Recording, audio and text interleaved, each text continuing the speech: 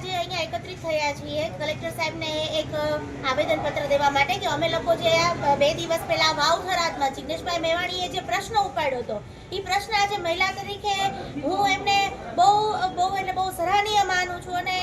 એવી વાત છે મારી કે આજે જે સ્ત્રીઓ માટેનો જ આ ફાયદો છે કે ભાઈએ જે પટ્ટા ઉતારવાની વાત કરી એમનું ખાલી એટલું જ કહેવાનું છે કે તમારી રહેમ નજર જે આ બધું ચાલી રહ્યું છે જો પોલીસને ખબર ન હોય અને એ એવા પોલીસને કે જે કરપ્ટ છે એવા પોલીસ ઉપર એમને આંગળી નથી ઉપાડી કે જે લોકો બહુ ન્યાયથી પોતાની જવાબદારી નિભાવે છે એવી કોઈ વ્યક્તિ ઉપર એમને આંગળી નથી પણ આ લાગુ માત્ર ને માત્ર એને જ પડે છે કે જે અત્યારે અન્યાયના રસ્તે ચાલે છે જે પોતાની બંધ નજર કરીને આ બધું છાવરીને ચાલવા દે છે એમને માત્ર ને માત્ર એવા જ લોકોનો વિરોધ કર્યો છે એવા જ લોકોની એમને વાત કરી છે બસ મારું એમને સમર્થન છે અને આજે સમર્થનના ભાગરૂપે એમને સાથ દેવા માટે અમે કલેક્ટરશ્રીને આવેદનપત્ર દેવા માટે ક્યાં દારૂ મળે તમે રજૂઆત કરવા આવ્યા છો દારૂ તો અમને એવા સમાચાર છે કે ભાઈ વઢવાણમાં પણ ઘણી જગ્યાએ અમારા જ જિલ્લામાં ઘણી જગ્યાએ મળે છે મારા જ ગામમાં ઘણી જગ્યાએ જાહેરમાં ખુલ્લેઆમ દારૂનું વેચાણ થાય છે પણ એ પણ એમની જે છત્રછાયા છે એમની નીચે થઈ રહ્યું છે અમે લોકોએ અગાઉ પણ આનો વિરોધ કર્યો હતો